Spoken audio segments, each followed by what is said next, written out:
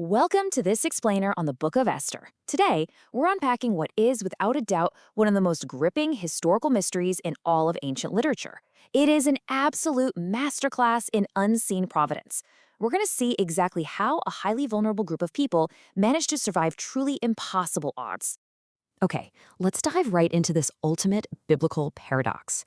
Think about it. When you read the book of Esther, there are absolutely no miracles parting the seas, right? No fiery prophets declaring the word of the Lord.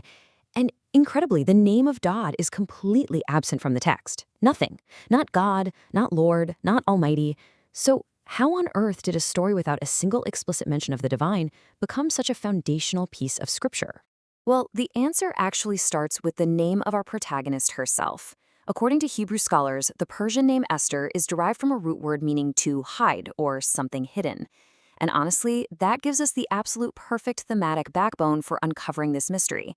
Think about the setup here. Our lead character is a Jewish orphan hiding her true identity in a pagan royal court, all happening inside a book where the author is literally hiding his own name. Section 1. Setting the Persian stage. To really wrap our heads around the immense stakes for Esther, we first have to grasp the sheer scale of the Persian Empire under King Xerxes. We are talking about a massive territory extending all the way from India in the east down to Ethiopia in the southwest. That's a staggering 127 provinces. Now, the Jewish diaspora at this time was a highly vulnerable minority, scattered all across this giant empire. Since many hadn't returned to Judah after their earlier exile, they were completely subject to the whims of local and imperial politics. They had absolutely zero political power of their own. Take a look at this timeline mapping out a really pivotal decade. We've got these seemingly unrelated historical events in the Persian capital of Susa that perfectly set the stage for a massive existential crisis.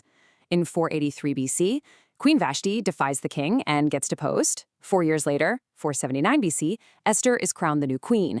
And then, just a few years after that, in 474 BC, this official named Haman launches a deadly plot.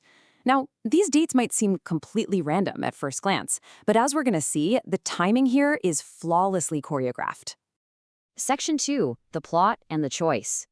So the tension really ignites when an official named Haman the Agagite rises to power. Driven by this deep-seated hatred, he actually plots to exterminate all the Jewish people across this vast empire. And relying entirely on Persian superstitions of fate and chance, Haman casts lots, which, by the way, in their language was called pur, to figure out the exact most propitious date for this total annihilation. The lot falls on the 13th of Adar. It's such a chilling detail, isn't it? Haman is literally letting a roll of the dice dictate the genocide of an entire nation, fully believing that blind fate is completely on his side.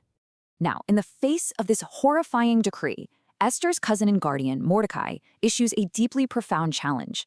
He urges her to use her hidden identity to stop the slaughter. He suggests that her elevation to royalty in a pagan empire is absolutely no accident. This right here is the providential vocation principle of the text.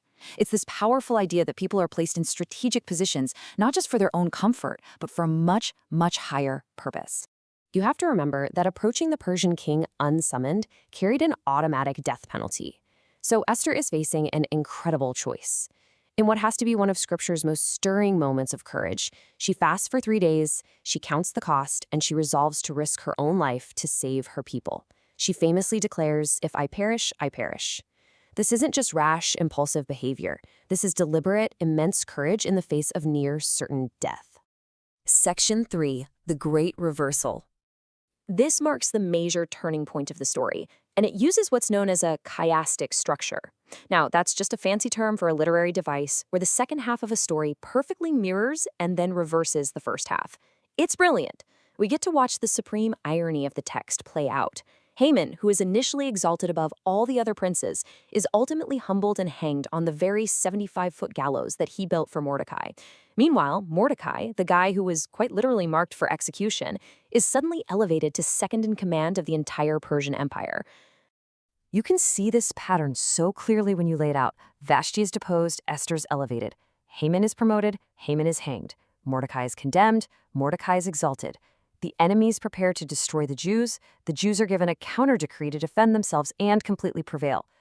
Through what might look like mere coincidences, like a king having a random bout of insomnia that leads him to read the royal chronicles at the exact moment Haman is plotting, the humble are exalted in this flawlessly designed pattern of reversal. Section 4. Hidden Codes Revealed.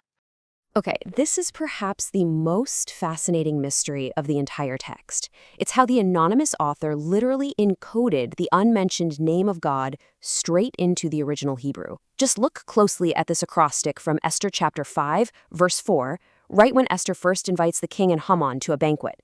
The divine name of God, YHW, Yahweh, is spelled forward in the initial letters of 4 successive words.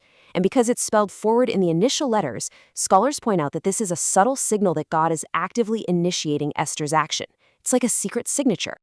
Now, check out this next occurrence from Esther 5:13. When the villain Haman is busy gloating to his family about how successful he is, the divine name is spelled backward in the final letters of the phrase.